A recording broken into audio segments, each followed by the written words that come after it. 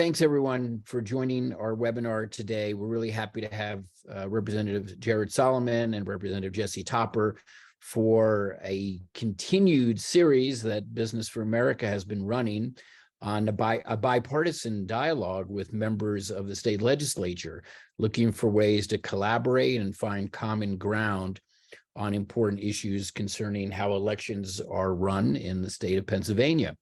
I wanted to thank a number of our co-hosts today who have graciously promoted this event, and we appreciate the Bedford County Chamber of Commerce, the Greater Lehigh Valley Chamber of Commerce, Committee of 70, the Pocono Chamber of Commerce, and the League of Women Voters, and we appreciate all of their support.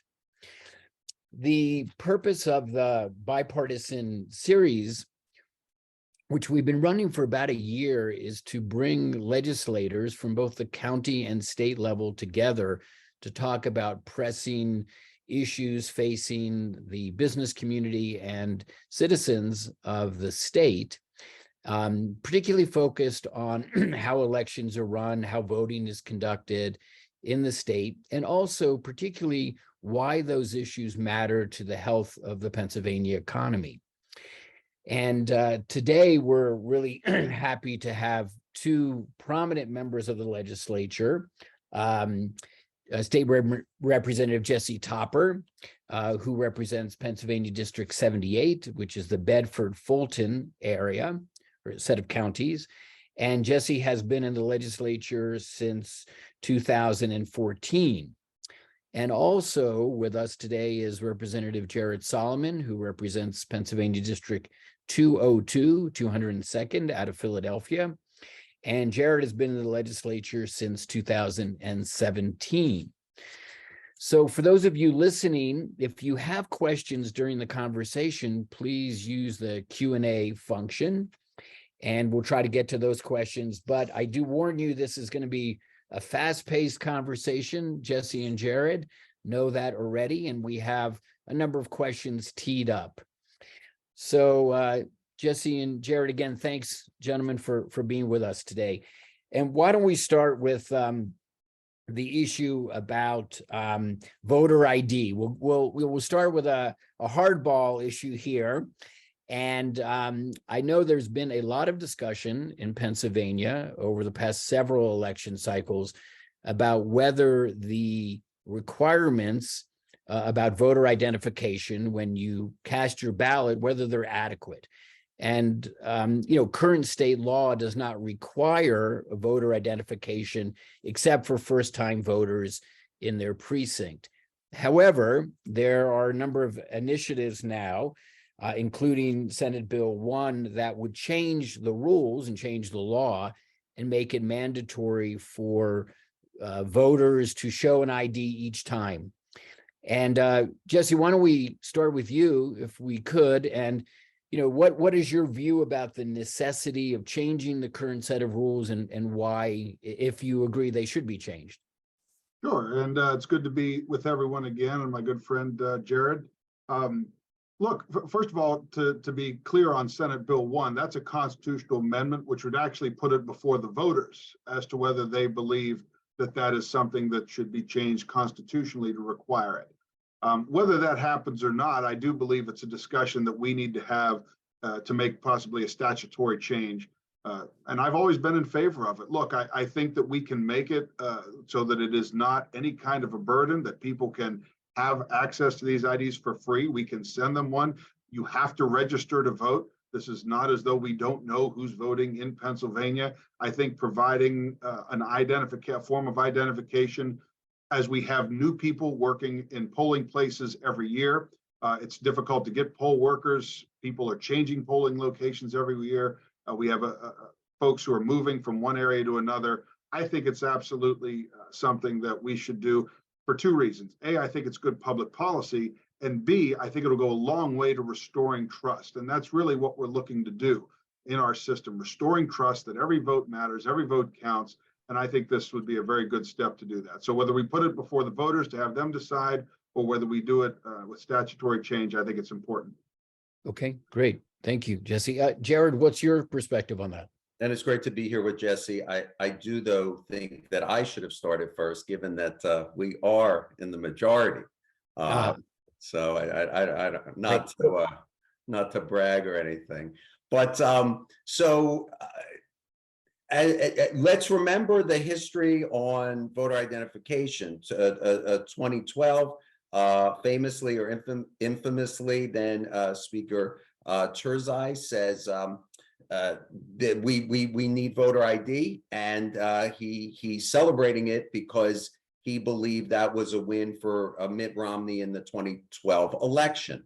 The reason that he said that, I think, is because the sense was that voter ID, or at least what some folks on the other side of the aisle envision, is an attempt to depress, to cool turnout, to disenfranchise folks, not only in urban centers, but actually seniors, many of which do not have identification.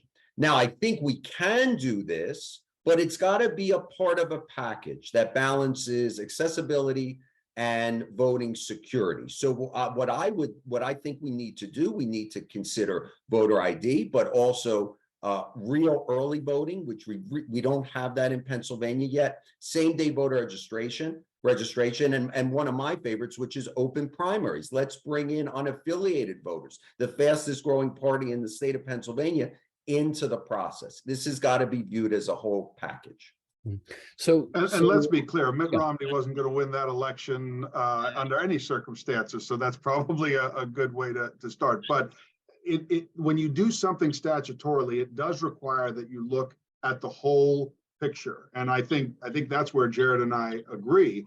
And in terms of my side of the aisle and restoring trust, I use Florida as an example. Florida has early voting. People trust it. You know, why is that? Well, because it's not just early voting. They do have the security matched with the accessibility. I'm fine with accessibility, but the security piece has to come along with it, just as the security piece, I'm sure if Representative Solomon was going to look at it, he would want the accessibility to piece come along with it. The two do go hand in hand, and I think that's okay. Yeah. And is this partially, gentlemen, a function of what type of identification we're calling for? You know, because Jared, you mentioned, you know, it could restrict turnout and depress people's motivation to vote. But, you know, what types of identification are we talking about here? That's one of the big problems, glaring problems with Senate Bill 1. It says voter identification. Well, what exactly does that mean? So you would need to really spell out, as we do for first-time voters in Title 25 in the Election Code, what it means. What we cannot have, again, is a situation, and there's certainly historic precedent for this, where all of a sudden throughout Pennsylvania, we have signs that say, no ID, no vote, no vote, no ID. That does not inspire confidence or even really make for a secure, safe, accessible election. So we need to ensure that those kind of dark moments of the past do not come and rise again. Okay. You need photo ID for virtually every interaction that you have now that has any kind of consequentiality, or even some that don't. I mean, even from, you know, we talk about seniors, they're not going to go to the pharmacy and get something without an identification. I do believe that the state can provide something free of charge that can be a voter identification tool. I don't believe it's a burden in any way, shape, or form. I do believe it goes a long way in restoring trust. And remember, with Senate Bill 1, what we're asking the people, and the reason it's not spelled out, is that you're asking the people, do you believe that this is something that should be added? And if it is, then we will make that determination as to what an ID, and make sure it's not restrictive. I believe there's absolutely a path to do that. And this is always an issue, and I hear Jesse and some of his colleagues on the Republican side say, "Oh, well, it's like Costco. You need an ID to get into Costco." Well, last time I checked, getting into Costco is not a foundational, fundamental right. I mean, maybe it is for some. Oh, Jared, you've been saying access to healthcare is a fundamental right since I've known you. So that's because it is. Right. So don't tell me it's not a fundamental right. Of course it is. I think that we need to make sure that when we do this, we really look at, and I think we agree on this, a whole package of reforms and get the balance right. Absolutely, because as Jared has mentioned, voter ID is not the only thing that members even on our side of the aisle are looking at. There are a lot of things that we need to do, I think, to restore that trust. And some of it is bureaucratic. Some of it's not just everything we can do statutorily, but whatever we can do to have folks who are in Pennsylvania feel comfortable with their vote being counted, I think is very important.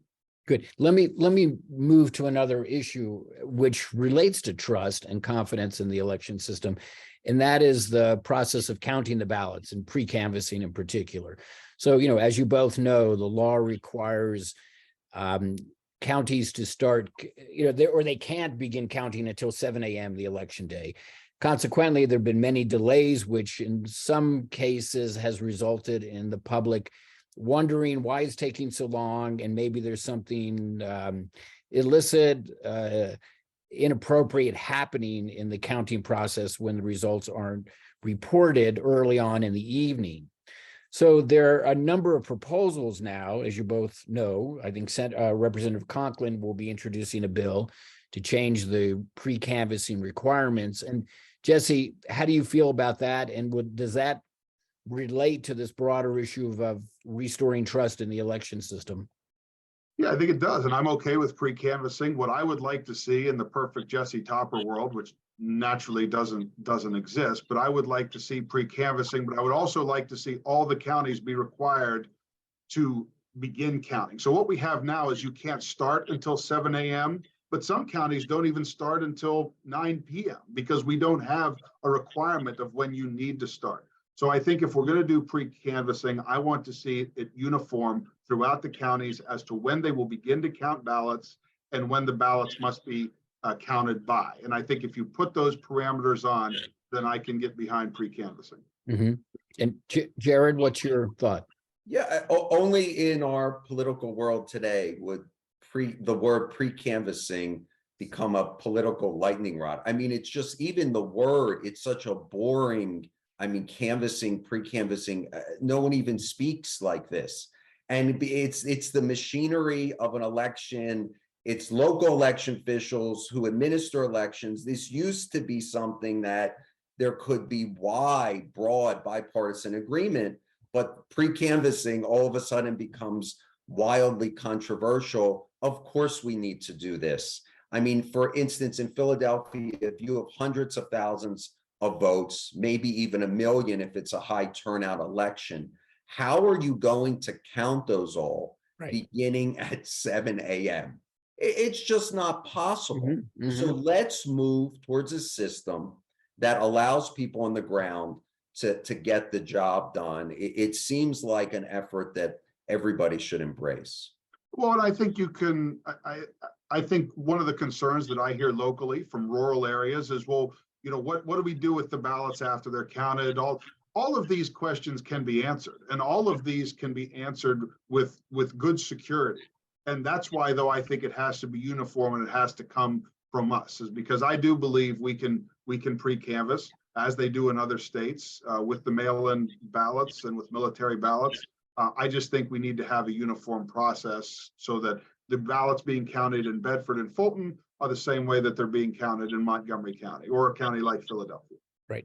So Jesse, what you just said is, by us, the state legislature making this decision rather than relying on the counties to determine their own policies, essentially, right? Look, it's a tightrope to walk because we are a commonwealth and we do allow counties to run their own elections, have their own election boards. And just like with school funding, where some of it's local and some of it's coming from the state, it creates this inherent tension. And I understand that. But I also believe we are in a new world than we were 50 years ago. And I think that I do believe that the state has a responsibility to ensure that ballots are counted the same. And it's not about, well, it's done in a blue area or a red area. I had ballots in an election, something called a cured ballot, which was treated differently in Bedford and Fulton. two Right. very red areas and two areas that are right next to each other. Yeah. Because they had conflicting guidance from the Secretary of State. That's something that needs to be corrected. When we talk about restoring trust, nobody wants to hear that ballots are being counted for the same office in the same state differently based on where your county is. Right. So Right. I think that is something that we need to look at, that uniformity of the counting of ballots. And I would be shocked to hear why that would be a bad idea. Yeah. And Jared, let me pick up on this idea of standardizing the process for curing ballots, which Jesse just mentioned. I came across a statistic that said about, 1,276 of the ballots cast in Lehigh, the Lehigh Valley County, of about 73,000 mail-in ballots. So a small percentage, but, still almost 1,300 ballots were rejected by the county because of an issue regarding the secrecy envelope. So, the rules in Lehigh Valley, are different than, and they vary across the state, right? So what is your sense about the importance of standardizing the process of curing ballots, those that may, because of some technical issue, might not be counted eventually? Right. I think that we need to make sure that whatever we do, we follow what has become decades of precedent that the court has set out, which is in most election related cases, court says up front that the election code is to be liberally construed to effectuate voter intent.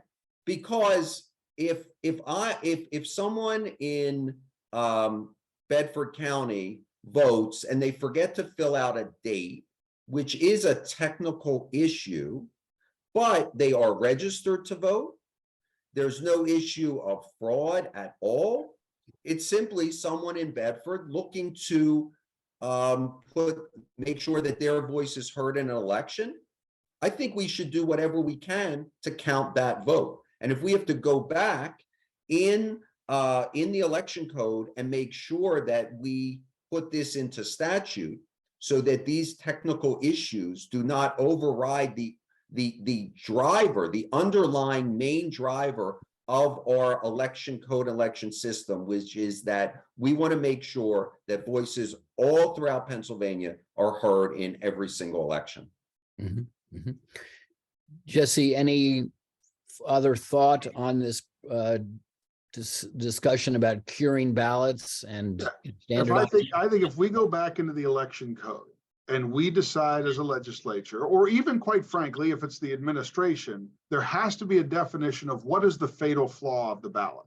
So in other words, if Jared and I are on the same ballot and someone votes for both of us and you can only vote for one, that's a fatal flaw. There's no way that anybody should be allowed to have discretion on, well, this person voted for this party in the other races, so we're going to say that in this one, they meant to vote for. That can't be. That's a fatal flaw. If we want to talk about whether somebody filled a date out wrong, I'm open to that. Now, whether someone signs a ballot or not, if that's required, I would personally think that is a fatal flaw, because I want to know that it's that person that actually mailed in that ballot. But maybe someone disagrees and we can have that debate. But we need to define. I don't feel comfortable, and I don't, quite frankly, my local officials don't feel comfortable trying to parse through and gain voter intent unless they have unless they have those guardrails and we're laying out what those fatal flaws are.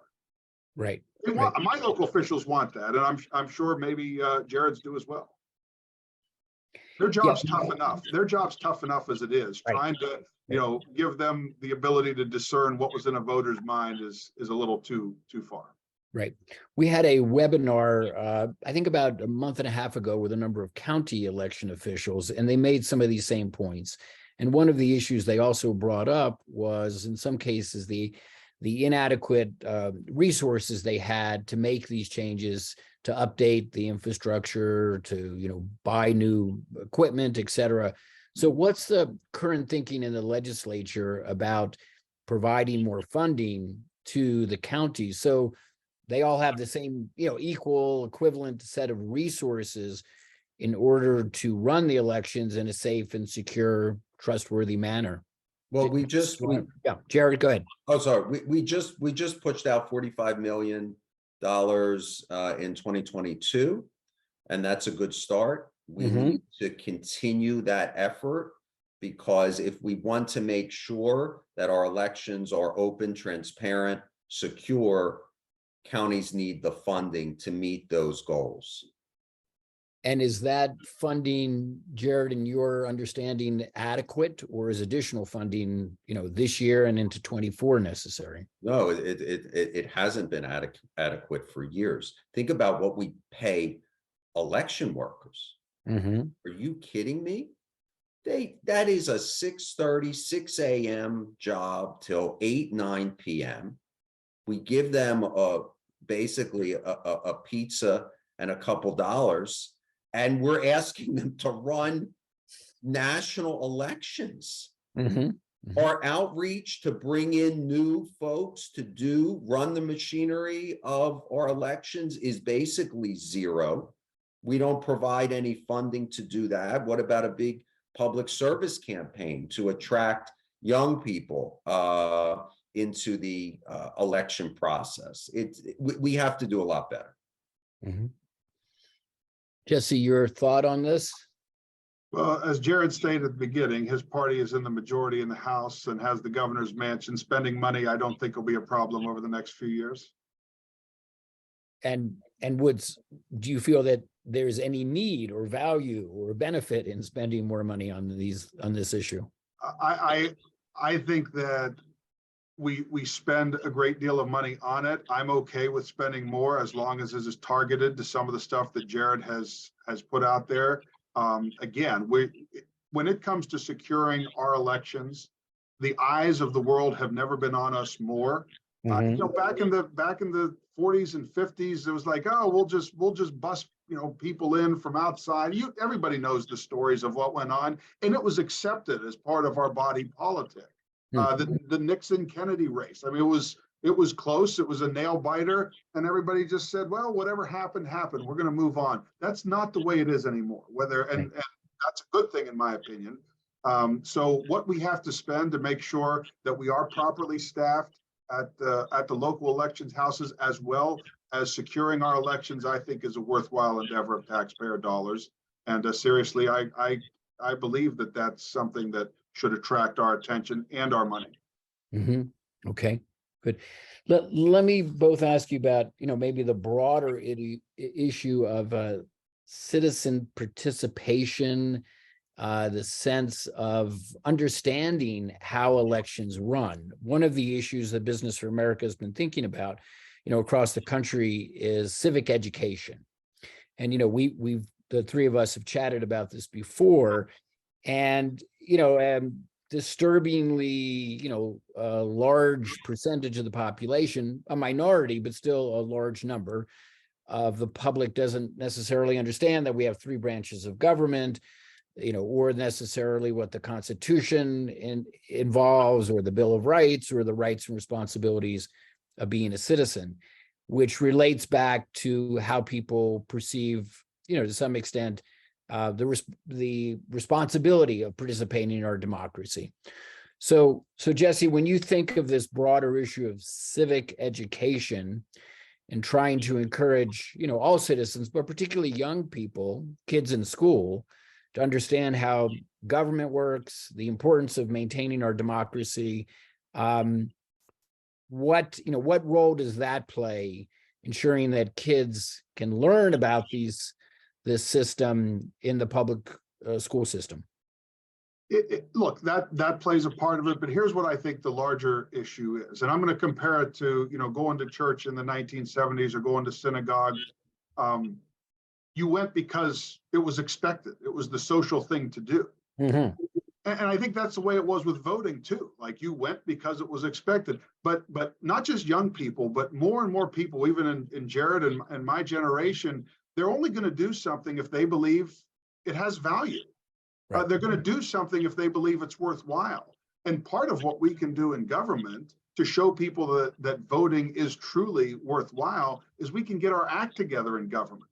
We can show that what we do is truly something that has a positive impact moving forward, that we're not just our institutions aren't just crumbling through partisanship and bickering, but we actually do want to get things accomplished, and that those accomplishments will affect their lives and their families' lives. If we show them that government is worthwhile, then I believe we show them that voting is worthwhile. And that's, yes, there are other parts about education that are important, but I think overall our responsibility, not just as lawmakers, but as those involved with the system, let's show these people, especially our young people, that it is worthwhile and it does have value to go out and take the time to vote. Yeah, I think that's an excellent point. And I think the fact that, you and Jared are colleagues in the 1PA caucus, looking for bipartisan solutions is a great example for the public to observe.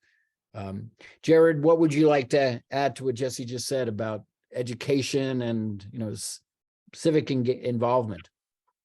So civic education is important. I don't know how much of this can purely be done through the school system. We did pass a bill in 2018 that requires civics in terms of government principles and the history of key democratic principles. That's an act that's happening right now, and then you get tested. It's something similar to a citizenship test. Yes. Right. So now, or from 2018 to 2023, are kids now more civically engaged, civically aware because of that legislation? I don't know. I think that some of the things that Jesse is talking about are important, which is that providing value for what people believe government can and should do by the work that Jesse and I are doing, yes, colleagues, but more importantly, friends, to model a different way where people can rigorously disagree, but then come together on key issues. That's not just a win for the business community or just the two of us because we like one another. That's a win for kids who are looking to leaders to model good behavior. It's a win for democracy. It's positive. I think that type of behavior will get us to a more stronger civic fabric than just making sure kids have a specific test in schools. Great. Yeah, I think both of you just made an excellent point, and we want to bring you to the U.S. Congress to articulate the same values and maybe instruct those guys on how to operate. So we're at time, but I want to thank both of you so much for your interest and participation today. And for those of you listening, if these themes of election reform, security and trust and access are important to you, along with the importance of civic education, you're welcome to subscribe to our newsletter. You can see it there on the screen. You can be in touch with us on our website at bfa.us. And Jesse and Jared, we really thank you both, and thank you for your good examples of stewardship of our democracy. We really appreciate your time today, gentlemen. Thank you. Thank you. Good to be with you. Thank you so much.